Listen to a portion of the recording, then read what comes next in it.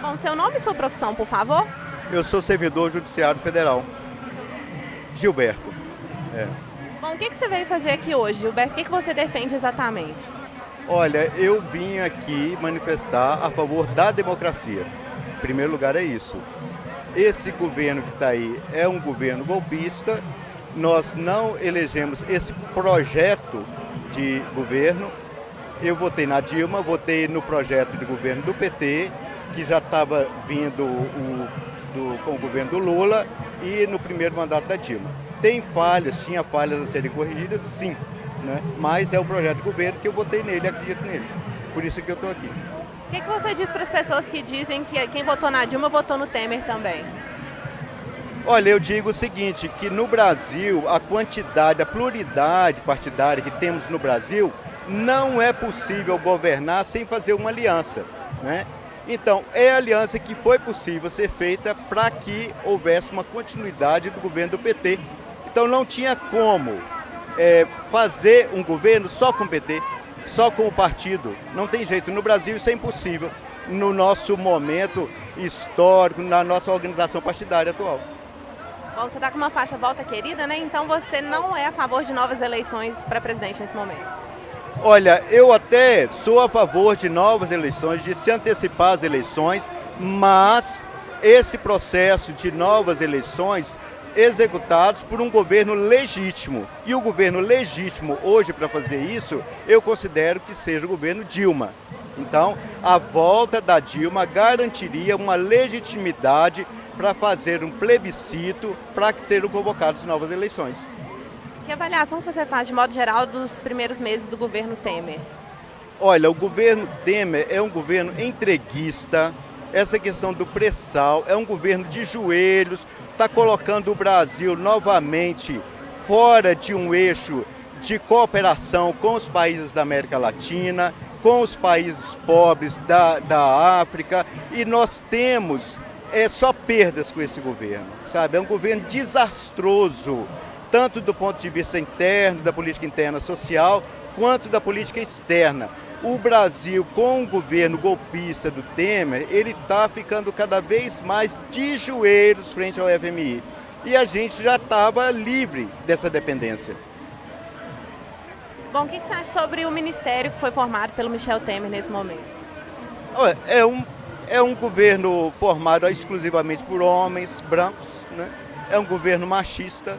É um governo que exclui as minorias. É isso, o Ministério do Temer. Especificamente sobre o ministro da Saúde, que falou que a Constituição nos garante direitos demais e que grande parte dos usuários do SUS imagina doenças e sobrecarrega o sistema de saúde. Sobre essa questão aí eu li pouco a respeito, mas eu englobo isso nessa minha crítica ao Ministério do Temer, sabe? Eu acho que nós temos que avançar mais. Temos que garantir os direitos que já foram conquistados. O governo petista não conseguiu avançar mais socialmente exatamente porque não tinha maioria no Congresso, e eu acho que é uma perda muito grande todo esse Ministério do Temer. Você acredita na possibilidade de a Dilma retornar? Eu acredito nessa possibilidade e acho que com todas as dificuldades institucionais que estão aí, se houver uma mobilização popular, é possível. Você acha que uma das possíveis falhas do governo, né, Dilma, do PT, teria sido justamente não olhar para as ruas, não olhar para as bases, para as pessoas que agora estão aqui defendendo o retorno da Dilma? Olha, eu acho que houve uma diferença muito grande entre o governo do Lula e o governo da Dilma exatamente nisso, no contato com as bases. O Lula não saía da televisão, o Lula estava sempre na mídia, e isso garantiu a ele deixar o segundo governo com um nível de aprovação muito alto. Então a Dilma tem o estilo dela de governar, né? E talvez por causa desse estilo, inclusive saiu uma publicação num jornal alemão falando sobre isso, que o estilo dela de governar, de não cultivar falsas amizades, fez com que ela pagasse esse preço muito alto. É isso. Sobre o projeto Escola Sem Partido, qual é a sua opinião? É uma lástima, isso não existe, Escola Sem Partido. Na realidade, esse nome esconde uma vontade de deixar a escola muda, né? De que as pessoas não tenham orientação a respeito do momento político e histórico que estão vivendo. A verdade é essa.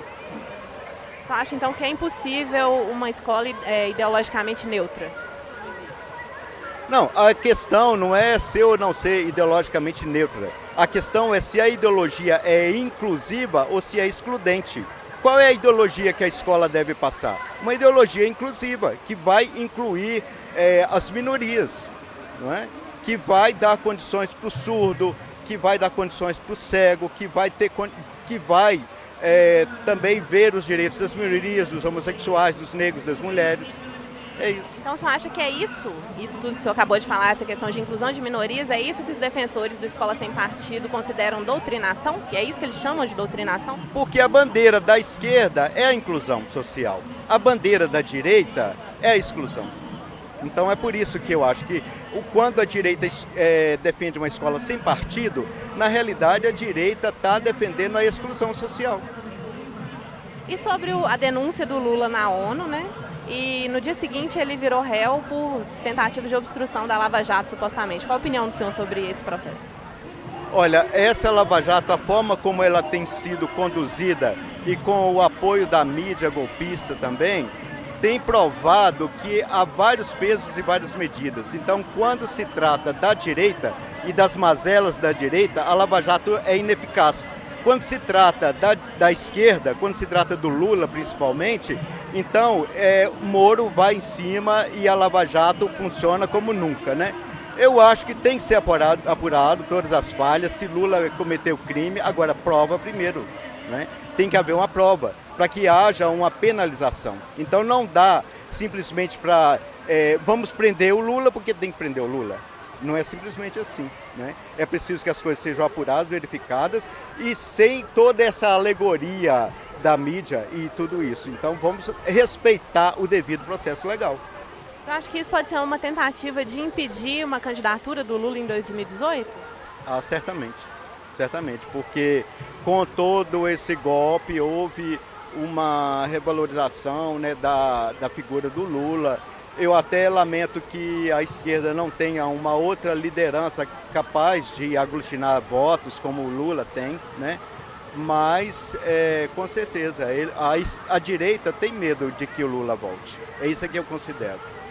Sobre essas discussões agora a respeito da reforma da Previdência, qual é a opinião do senhor? Não, aí eu prefiro não dizer porque a minha informação não está completa com relação a isso, entendeu? Então, eu prefiro não dizer sobre isso. Sobre as eleições municipais, assim, o que o senhor vai levar em consideração nesse momento tão turbulento, né, para decidir localmente? O que eu vou levar em consideração e o que eu digo para as pessoas, olha, não eleja golpista. Não eleja golpista. Eleja candidatos e partidos que defendam a democracia. Porque se a gente não for um país democrático, então que garantia nós temos? Nós não temos garantia nenhuma. O funcionário público não tem estabilidade, a mulher não tem os seus direitos pelos quais ela lutou garantidos, o negro, o homossexual, não é? Nós ainda não temos, por exemplo, hoje no Brasil, o direito ao casamento gay, não temos, né?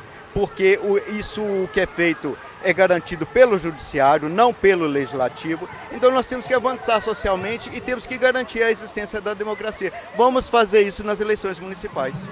Bom, o senhor falou sobre golpe, né? Eu estava na outra manifestação... Golpe, você usou o termo golpe. Eu estava na outra manifestação. Agora as pessoas me dizem que não é golpe porque os ritos previstos na Constituição estão sendo seguidos. Qual a opinião do senhor sobre isso?